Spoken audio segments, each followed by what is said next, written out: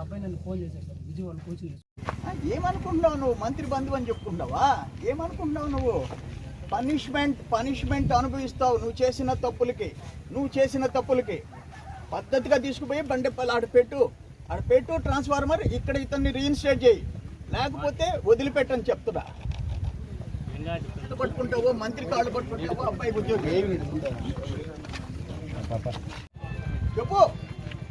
ఎక్కడుండవు నువ్వు? ఆఫీస్లో ఉండవా? ఎందుకు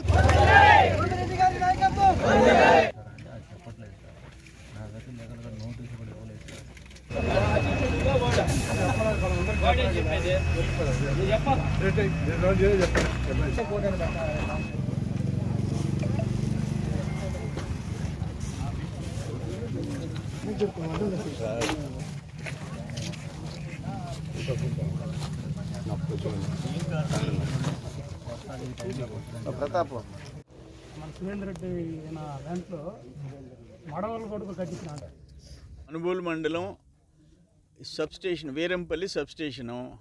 ఈ భానుచందర్ అనే కుర్రోడు గిరిజన యువకుడు, ఎస్టీ షెడ్యూల్డ్ ట్రైబ్స్. ఈడ షిఫ్ట్ ఆపరేటర్గా ఇప్పుడు 9 years బ్యాక్ 2014లో ఉద్యోగం వచ్చింది. ఒక మంత్రికి, ఆయనకి మంత్రి పదవి వచ్చింది, ఆయన ఎక్కడో ఉన్నాడు, నైట్కి అంతా క్యాష్ లెక్క పెట్టుకుంటాడు.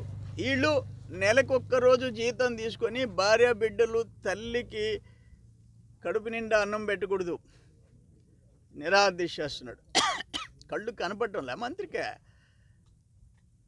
ఒక గిరిజన యువకుడు, రెండో గిరిజన యువకుడు, ఒక ఊర్లో ఒక సబ్స్టేషన్లో ఎస్సీ ఎస్టీలు మా బిడ్డలు వంకాయ పులుసు సభలు పెట్టుకునేది ఆయన. మీ బిడ్డని నేను అనేది ఆయన జగన్మోహన్ రెడ్డి. ఇక్కడ మీ మంత్రులు ఎమ్మెల్యేలు చేసే అరాచకాలు, మీ గ్రామ నాయకులు చేసే దుర్మార్గాలు కళ్ళు కనపడవు. దారుణమయ్యా, అన్యాయమయ్యా ఇది.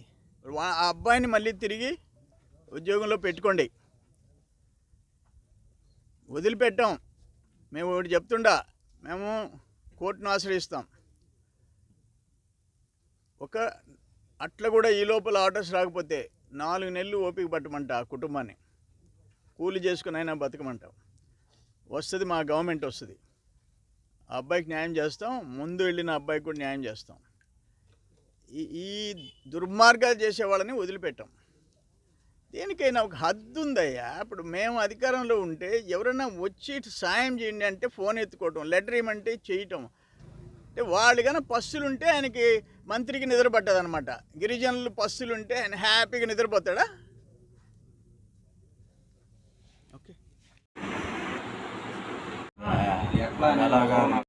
కొంచెం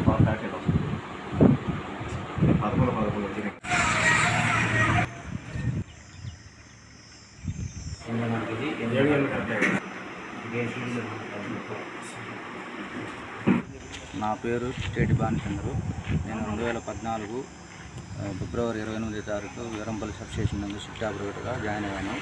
అప్పటి నుంచి నా విధులను నేను సక్రమంగా నిర్వహించుకుంటూ ఉన్నాను. ఇటీవల కాలంలో వీరంపల్లి గ్రామస్తులైన కొంతమంది చేయన అపరాధం వల్ల నన్ను మోపి నేను అన్యాయంగా నన్ను రోడ్డుకి పడేశాను. ఆ సందర్భంలో నేను నా కుటుంబాన్ని చూసి ఏదో నాకు తెలిసిన విధంలో పోరాటం చేస్తా ఉంటే ఆ సమయంలో దేవుళ్ళలాగా పెద్ద ఆయన సోమిరెడ్డి చంద్రమోహన్ సార్ గారు వచ్చి నాకు మద్దతు తెలిపారు. అదేవిధంగా ఆ రోజు మాట కూడా చెప్పుకోవడం జరిగింది. ఈసారి గవర్నమెంట్ వస్తే ఖచ్చితంగా మీ కుటుంబాన్ని ఆదుకుంటాము, మిమ్మల్ని ఖచ్చితంగా నిలబెడతామనే ఒక గట్టిగా హామీ ఇవ్వడం జరిగింది. అదే హామీ ప్రకారం గవర్నమెంట్ వచ్చిన వారం 10 రోజుల లోపలే నాకు న్యాయం చేశారు. మహానుభావుడు ఆయనకి మాత్రం మా కుటుంబం పేరు పేరున పాదములపై వందనం చేస్తున్నాము. అలాంటి ఆయన జీవితాంతం మర్చిపోము. ఆయన్ని మాత్రం ఎల్లవెల్లలా మా బతుకున్న రోజులు ఆయన మాత్రం మర్చిపోయేది ఉండదు. అలాంటి దేవుడు ఎత్తనం.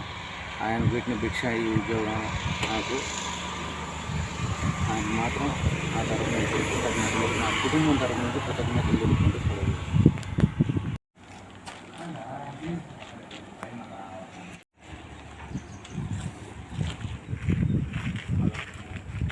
నేను రాను.